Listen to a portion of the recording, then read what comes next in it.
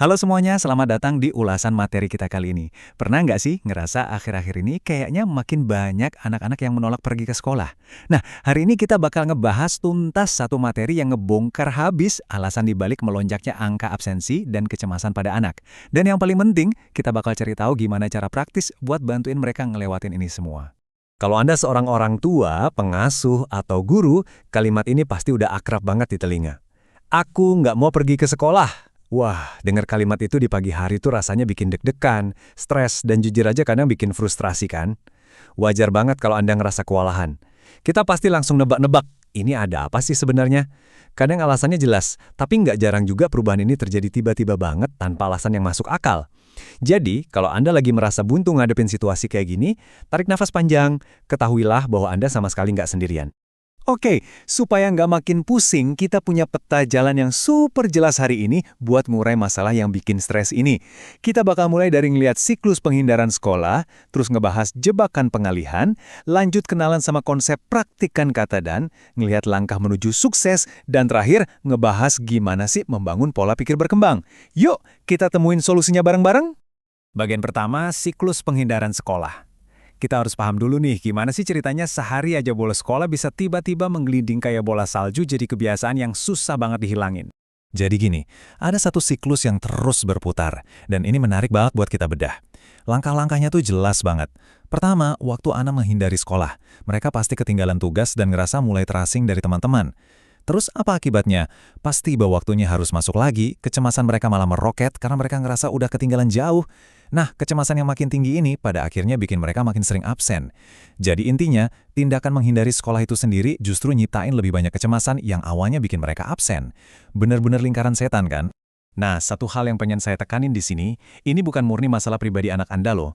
Ada faktor-faktor sistemik semenjak pandemi yang ikut andil. Mulai dari makin banyaknya orang tua yang kerja dari rumah, melonjaknya masalah kesehatan mental dan kecemasan, sampai ke perubahan kebijakan kehadiran pasca COVID. Semuanya ngaruh, ini isu yang skalanya luas banget. Jadi tolong banget, kalau Anda lagi berjuang ngadapin ini sama sekali bukan berarti Anda gagal sebagai orang tua atau pendidik. Lanjut ke bagian kedua, jebakan pengalihan, atau kenapa sih solusi instan itu seringnya gagal total. Kita bakal ngebahas satu kesalahan yang, ya niatnya sih baik banget, tapi sering kita lakuin waktu nyoba nenangin anak yang lagi rewel. Kita sebagai orang dewasa kan pengennya ngasih perbaikan emosional yang cepet ya. Kita coba alihin perhatian anak dari rasa nggak nyaman mereka. Tapi, tunggu dulu. Ternyata, pengalihan itu sama aja dengan mencontohkan penghindaran. Maksudnya gini, waktu kita terus-terusan pakai pengalihan sebagai satu-satunya strategi, tanpa sadar kita lagi ngajarin mereka kalau cara terbaik buat ngadepin masalah adalah dengan lari darinya. Dan ini justru melestarikan perilaku menghindari yang pengen kita stop. Kita butuh pendekatan yang beda nih. Masuk ke bagian ketiga, memperkenalkan praktekkan kata dan. Nah, ini dia, momen pencerahan di ulasan materi kita kali ini. Ada satu perubahan paradigma bahasa yang simple, tapi percayalah, efeknya luar biasa kuat. Ini terinspirasi dari psikoterapis Lynn Lyons. Konsep ini namanya praktikan kata dan. Gampangnya, ini tuh strategi buat ngebangun ketahanan mental. Idenya bukan nyuruh kita ngilangin atau nolak emosi yang nggak nyaman. Bukan gitu. Justru kita ngajarin anak buat kenal, memprediksi, dan mengelola rasa nggak nyaman itu. Jadi mereka didorong buat nyebutin apa yang mereka rasain, terus diselipin kata dan, baru deh dilanjutin sama apa yang sebenarnya pengen mereka capai. Terdengar simpel kan? Biar kebayang, coba kita bandingin. Cara lama tuh biasanya terjebak di positivitas beracun. Kayak gini, udah semua bakal baik-baik aja kok, nanti kan ketemu ayah dan ibu lagi. Ayo cepet masuk kelas biar nggak ketinggalan cerita. Nah, cara baru itu beda banget. Kita ubah kalimatnya jadi, kamu cemas ya karena rindu ayah dan ibu, dan sekarang kamu lagi di sekolah. Yuk kita lihat di kelas lagi pada baca apa. Kelihatan kan bedanya? Kita validasi perasaannya, kita akuin, tapi kita juga tetap jalan terus menuju tujuannya. Perubahan bahasa yang kecil ini bikin kita menerima kecemasan itu, bukannya malah kabur darinya. Oke, sekarang di bagian keempat, langkah menuju sukses. Setelah tahu konsep dasarnya, gimana sih cara nerapinnya di dunia nyata? Yuk kita lihat cetak biru yang bisa langsung Anda praktekkan sekarang juga. Ada 5 langkah kerangka kerja yang super jelas nih. Pertama, kenali dulu emosinya kayak, aku ngerasa khawatir nih. Kedua, tentuin tujuannya. Misalnya, tapi aku harus presentasi hari ini. Ketiga, gabungin pakai kata dan. Keempat, ambil satu langkah kecil aja di lingkungan tersebut. Dan kelima, Rayakan. Yang paling keren dari metode ini, guru atau konselor tuh bisa banget nyontohin langkah-langkah ini ke murid-muridnya, bahkan lewat telepon atau Zoom sekalipun.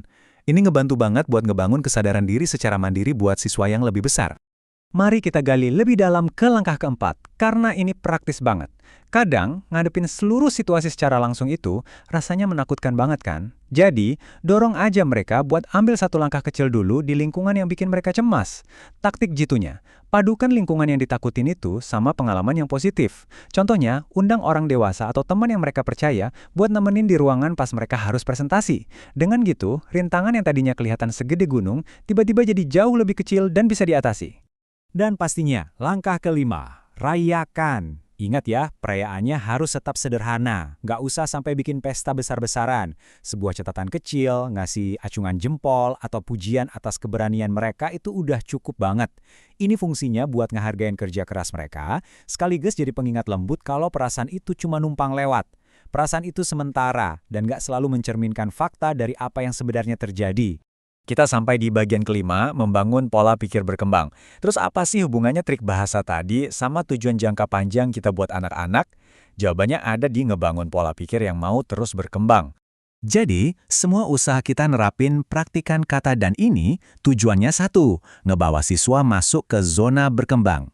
Kita itu baru benar-benar mencapai zona ini kalau kita berani ngambil resiko yang sehat, berani nantang diri sendiri, dan yang paling penting, nyaman dengan perasaan tidak nyaman. Strategi ini pelan-pelan ngubah isi kepala mereka. Dari yang tadinya mikir, aduh, aku harus hindarin ini, jadi, oke, aku bisa natur diriku di tengah rasa nggak nyaman ini. Disitulah kepercayaan diri yang sesungguhnya terbangun. Saya suka banget deh sama satu kutipan dari materi kita ini. Penulisnya cerita kalau dia nempelin stiker di pintu kantornya yang tulisannya, perasaan hanyalah pengunjung, biarkan mereka datang dan pergi. Wah, ini metafora yang indah dan hangat banget ya. Buat anak-anak, rasa cemas itu seringkali kerasa permanen, seolah-olah nggak bakal pernah hilang. Tapi dengan pakai metafora pengunjung ini, ngebantu banget buat mereka sadar kalau emosi itu selalu berubah, bukan sesuatu realitas yang menetap selamanya. Gak kerasa kita udah sampai di penghujung ulasan materi hari ini. Kita udah lihat bareng-bareng gimana mengubah sedikit bahasa aja bisa ngubah penghindaran jadi ketahanan mental yang luar biasa.